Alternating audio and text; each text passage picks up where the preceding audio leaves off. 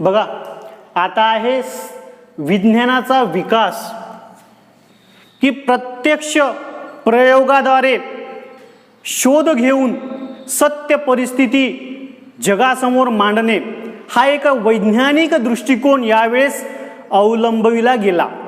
आणि मग खऱ्या अर्थाने विज्ञानाचा इथून शोधाला सुरुवात झाली. आपण पाहिलं की युरोपमध्ये विज्ञानातील संशोधनासाठी या युरोपमध्ये वेगवेगळ्या संस्था उभारल्या गेल्या. या संस्थेच्या माध्यमातून वेगवेगळे जे काही प्रयोग निर्माण करण्यात येऊ लागले, वेगवेगळ्या शास्त्रज्ञ तिथे बसू लागले आणि हे शास्त्रज्ञ आपसात चर्चा करू लागले. त्यानंतर त्यांच्यामध्ये सुसंवाद निर्माण व्हावा यासाठी वेगवेगळे नियतकालिके, वर्तमानपत्रे तयार करण्यात येऊ लागले. आणि या वर्तमानपत्राच्या माध्यमातून वेगवेगळे जे काही प्रयोग आहे, नवनवीन जे काही प्रयोग आहे, ते प्रयोग त्या वर्तमानपत्रामध्ये नियतकालिकामध्ये लेखाद्वारे मांडले जाऊ लागले. त्याचा फायदा काय झाला की त्याचा फायदा या युरोपमधील सामान्य लोकांना झाला. आणि सामान्य लोकांचा सुद्धा एक प्रकारे वैज्ञानिक दृष्टिकोन वाढीस लागला. त्यांना समजू लागलं की आता आपण मानवतावादी दृष्टिकोनाकडे वळलो पाहिजे. केवळ दैव वेळेपणा करून चालणार नाही, तर प्रयोगाद्वारे अंतिम निष्कर्ष करून प्रयोगाद्वारे आपलं जीवनमान बदलवू शकतो हे त्यांच्या लक्षात आलं. आणि म्हणून इथे आपण विज्ञानाचा विकास झाला आणि युरोपमध्ये या विज्ञानाचा विकासाला एक प्रकारे काय मिळाली, गती मिळाली. त्यानंतर होका यंत्र, दुर्बीण आहे, भारमापक यंत्र ज्याला वजन म्हणतो, हे बनवण्यात आले. आणि हे बनवल्यामुळे एक प्रकारे काय झालं की एक प्रकारे त्यावेळेस त्याचा फार मोठा फायदा या युरोपातील लोकांना झाला. त्यानंतर बघूया आपण की विविध क्षेत्रातील वैज्ञानिक शोध, की क्षेत्र कोणतंही असो, मग ते शेती असो किंवा इतर कोणतेही असो, या सर्व क्षेत्रामध्ये एक प्रकारे वैज्ञानिक दृष्टिकोन अवलंबविला गेला.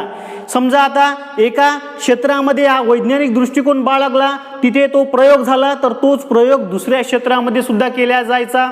आणि मग एक प्रकारे असे प्रयोग वाढत गेले आणि प्रयोग वाढत गेल्यामुळे एक प्रकारे सर्व लोकांमध्ये हा वैज्ञानिक दृष्टिकोन वाढीस लागला.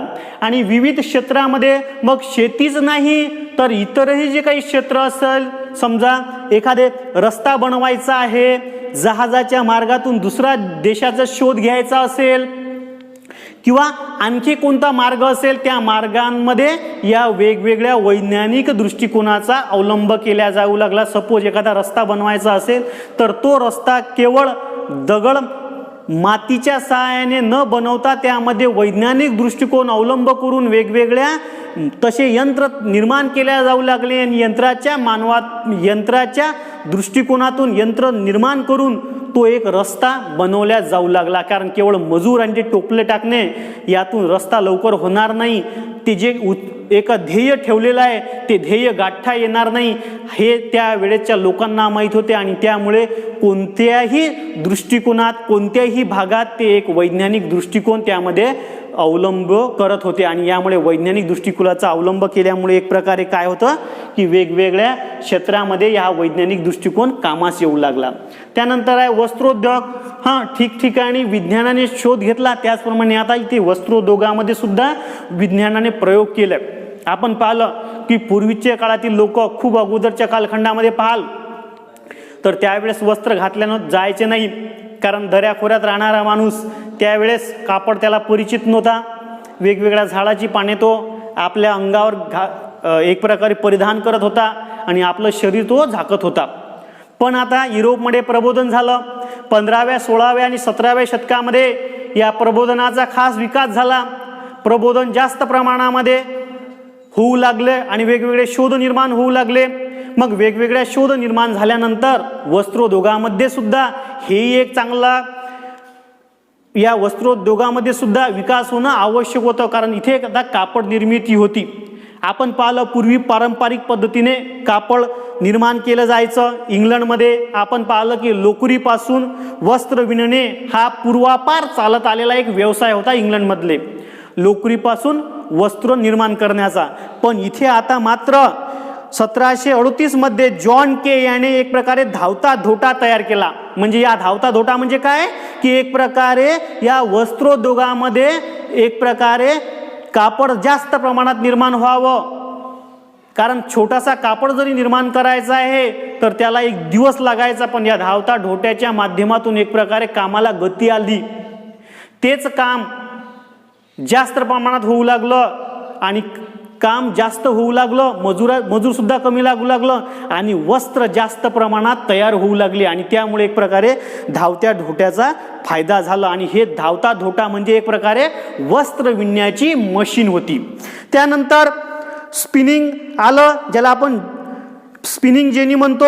या यंत्रावर एकाच वेळी सुताची 8 रिले निर्माण होऊ लागली आणि वेगवेगळ्या सूतकताईला निर्माण झालं. एक प्रकारे वस्त्र जास्त प्रमाणात निर्माण होऊ लागली. मागणीच्या तुलनेत सुद्धा आता पुरवठा बरोबर होऊ लागला. पूर्वी मागणीच्या तुलनेत पुरवठा व्हायचा नाही, पण आता मागणीच्या तुलनेत पुरवठा भरपूर प्रमाणात होत होता. कारण आता वस्त्र उद्योगामध्ये एक प्रकारे तेजी आली होती. एक प्रकारे वस्त्र उद्योगामध्ये भरपूर जे काही समस्या होत्या त्या समस्या दूर झाल्या होत्या आणि जास्त प्रमाणात आता वस्त्र निर्मिती होऊ लागली होती. आणि म्हणून आता एक प्रकारे वस्त्रोद्योगात सुद्धा एक कामाची गोष्ट झाली. आता त्यानंतर आहे धातू विज्ञान. वस्त्रोद्योग झाला आता. त्यानंतर आहे धातू विज्ञान. आपण पाहिलं की पूर्वीच्या काळामध्ये लोखंडाच्या खाणी होत्या आणि इंग्लंडमध्ये या लोखंडाच्या खाणी होत्या. तिथे मिळणाऱ्या लोह खनिजापासून एक प्रकारे काय केलं जायचं, शुद्ध लोखंड निर्माण केलं जायचं. पण ते पारंपरिक पद्धतीनं, म्हणजे कसं की जंगलातले जे काही आहे ते लाकडं तोडणे, त्या लाकडाचा जाळ करणे आणि विशिष्ट तापमानावर ते तापवणे आणि त्याचं काय ते तापवल्यानंतर ते हळूहळू आरामशीर त्या पद्धतीने ते काम केलं जायचं. या कामामध्ये खूप सारा वेळ लागायचं, खूप सारं मनुष्यबळ लागायचं आणि लोखंड तयार करण्याची जी काही पद्धत आहे ती फार पारंपरिक होती. लोखंड जास्त प्रमाणात तयार व्हायचं नाही. परंतु आता या निर्मितीमध्ये सुद्धा एक प्रकारे आधुनिक दृष्टिकोन आला, वैज्ञानिक दृष्टिकोन आला आणि वैज्ञानिक दृष्टिकोन आल्यामुळे एक प्रकारे काय झालं, आता एक प्रकारे भट्ट्या निर्माण झाल्या की या भट्ट्यामध्ये लोखंड वितळू लागलं आणि लोखंड वितळू लागल्यामुळे लोखंडाला आकार दिला जाऊ लागला. लोखंड एक प्रकारे शुद्ध लोखंड निर्माण होऊ लागलं आणि शुद्ध लोखंड निर्माण झाल्यामुळे एक प्रकारे या धातू विज्ञान शास्त्रामध्ये सुद्धा एक प्रकारे तेजी आली. आणि मग पुढे कोळशाच्या भट्ट्या तापवणे, कोळशाच्या भट्टीत हवा खेळवणे यासारख्या गोष्टी निर्माण केल्या जाऊ लागल्या. कोळशाच्या भट्ट्या निर्माण केल्या जाऊ लागल्या. कारण पारंपरिक जे काही आपण पाहिलं की लाकूड तोड करायचे, झाडं तोडायचे, लाकूड निर्माण करायचे, लाकूड वाळवलं जायचं, नंतर ते पेटवलं जायचं, त्यापासून कुठं ते शुद्ध लोखंड निर्माण केलं जायचं. पण आता ते न करता एक प्रकारे लोखंडाच्या भट्ट्या निर्माण केल्या जाऊ लागल्या. त्यामध्ये लोखंड तापवलं जाऊ लागलं, विशिष्ट त्याला तापमानावर त्या तयार होऊ लागलं आणि मग त्यामध्ये आतमध्ये सुद्धा हवा कशी खेळवायची हा सुद्धा त्यामध्ये प्रयोग करण्यात येऊ लागला. म्हणजे आता वेगवेगळे प्रयोग जसं वस्त्रोद्योगामध्ये झालं तसंच आता धातू विज्ञान शास्त्रामध्ये सुद्धा एक प्रकारे प्रयोग निर्माण होऊ लागले. आणि आता इथे कुठे आपल्याला आपण पाहू की आता हे प्रबोधनाचं युग एक प्रकारे निर्माण झालेलं होतं. त्यानंतर आपण पाहिलं की यंत्राचा वापर निर्माण झाला की एका क्षेत्रात एका यंत्राचा शोध लागला तर दुसऱ्या क्षेत्रात सुद्धा एक प्रकारे यंत्राचा शोध निर्माण होऊ लागला. आता वस्त्रोद्योगामध्ये यंत्रे वापरली तर धातू विज्ञान शास्त्रामध्ये सुद्धा यंत्रे वापरल्या जाऊ लागले. म्हणजे एका भागात जर यंत्रे वापरलेली असेल तर दुसऱ्या भागामध्ये सुद्धा यंत्राचा वापर होऊ लागला. त्या भागामध्ये सुद्धा यंत्रे बनवले जाऊ लागले आणि म्हणून वेगवेगळ्या भागांमध्ये असे यंत्रे बनवल्यामुळे एक प्रकारे जो काही कामाचा जो व्याप आहे तो कामाचा व्याप पुरेसा कमी झाला, श्रम कमी झाले आणि लोकांना भरपूर कामे मिळू लागले. सर्व लोकांना कामे मिळू लागले आणि भरपूर वस्तू निर्माण होऊ लागले आणि भरपूर वस्तू निर्माण झाल्यामुळे एक प्रकारे त्याचा साठा वाढला. जसं वस्त्रोद्योगाचा साठा वाढला, वस्त्रे वाढली, कापड वाढला, त्याचप्रमाणे धातू विज्ञानामध्ये लोखंड वाढलं, लोखंड मोठ्या प्रमाणात निर्माण होऊ लागलं आणि म्हणून एक प्रकारे जग बदललं. आणि मग मागणीच्या तुलनेत आता पुरवठा बरोबर नाही तर पुरवठा जास्त होऊ लागला आणि आता मात्र इथे नवीन बाजारपेठा कशा निर्माण होतील, आपला जो तयार झालेला माल आहे तो दुसऱ्या बाजारपेठेमध्ये कसा पोहोचवला जाईल याचा विचार हे लोक करू लागले आणि त्यामुळे एक प्रकारे या यंत्राचा वापर होऊ लागला. त्यानंतर आहे भौगोलिक शोध. आता वस्त्रोद्योग झालं, धातू विज्ञान झालं, विज्ञानाचा विकास झाला. आता मग मात्र तयार जे काही आहे, हा तयार जे काही वस्त्र असतील, लोखंड असेल किंवा आणखी काही असेल, मग हा जो साठा आहे हा साठा त्यांनी त्या देशापुरता केला, पण आता तो साठा जास्त झाला, बरोबर आहे. आणि साठा जास्त झाल्यामुळे कारखान्यातून भरपूर श्रम निर्माण होऊ लागले, खूप सारा साठा होऊ लागला आणि हा साठा आता दुसऱ्या देशांना पोहोचवणं आवश्यक होतं, कारण मागणीच्या तुलनेत आपण पाहिलं पुरवठा भरपूर झालेला होता. आता मग विदेशामध्ये हा साठा पोचवायचा होता. मग अशा वेळेस दर्यावर्दी लोकांना गोळा केलं व्यापारी लोकांनी आणि वेगवेगळ्या देशाचा शोध लावला या लोकांनी आणि वेगवेगळ्या देशाचा शोध लावल्यामुळे या देशात जाऊन आपल्या तयार झालेल्या वस्तू ज्या आहे त्या देशांपर्यंत पोहोचवण्याचं यांनी काम केलं. मग यामध्ये काही साहसी प्रवासी समोर आले. जसं पहिला प्रवासी मार्को पोलो, नाव ऐकलं असेल तुम्ही, मार्को पोलो. हा मार्को पोलो नावाचा एक धाडसी दर्यावर्दी होता, साहसी होता. कोण्याही देशामध्ये जायचं असेल तर जहाजामध्ये बसण्यासाठी तो धाडस करायचा आणि कोण्याही देशाचा, नवीन देशाचा शोध लावण्याचा त्याला एक प्रकारे त्याला आवड होती, त्यामध्ये त्याला त्या कामामध्ये आवड होती. आणि मग नेमकं या कामाची आवड असल्यामुळे व्यापारी लोकांना त्याला हेरलं आणि त्याला हा एक प्रकारे सांगितलं की तू नवीन नवीन देशाचा शोध लाव, आम्ही तुला जी काही साहित्य आहे, तुला जो काही रुपये पैसा आहे, जे काही भांडवल आहे ते भांडवल तुला पोहोचेल. आणि मार्को पोलो यांनी मग चीनमध्ये एका राजाच्या दरबारात राहिला त्याने, आणि मग त्या राजाच्या दरबारात राहिल्यानंतर त्यांनी वेगवेगळ्या भागाचा शोध लावला. त्यानंतर आपण दुसरा आहे वास्को द गामा, की आपण पाहिलं की हा कालिकट बंदरात पोहोचलेला होता वास्को द गामा. त्यावेळेस त्याने फक्त 4 जहाजे सोबत घेतले, 170 प्रवासी सोबत घेतले आणि 170 प्रवाशांना सोबत घेऊन तो वास्को द गामा निघालेला होता. हा एक प्रकारे पोर्तुगीज खलाशी होता, दर्यावर्दी होता, म्हणजे समुद्रात फिरणारा होता आणि त्याला वेगवेगळ्या भागाचा शोध लावणे याला आवडत होते आणि तो आफ्रिकेच्या प्रवासात निघाला होता.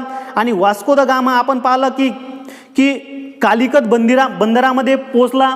तिथे ते झामुरीन नावाच्या भारताच्या एका राजाने स्वागत केले आणि स्वागत केल्यानंतर त्या प्रकारे वास्को द गामा भारतामध्ये पोहोचला आणि भारतामध्ये पोहोचल्यानंतर त्यानं भारत ही एक प्रकारे वसाहत निर्माण होऊ शकते, इथे आपण बाजारपेठ तयार करू शकतो, ही एक योजना त्यांच्यापर्यंत तो लोकांपर्यंत पोहोचू लागला. आणि आपल्या देशातील लोकांना सुद्धा सांगितले की भारत असा एक देश आहे की ज्या देशामध्ये आपण तयार झालेल्या वस्तू तिथे पोहोचू शकतो. आणि म्हणून आता एक प्रकारे भौगोलिक शोध लावण्यात आले, वेगवेगळ्या देशाचे शोध लावण्यात आले, वेगवेगळ्या खंडाचे शोध लावण्यात आले. त्यामध्ये वास्को डी गामा आणि मार्को पोलो या लोकांचा आणि असे बरेचसे दर्यावर्दी लोकांचा यामध्ये बराचसा अनन्यसाधारण सहभाग त्यांनी नोंदवलेला होता. इथे आपला हा युरोपातील प्रबोधन आणि विज्ञानाचा विकास हा इथे पाठ आपला संपलेला आहे.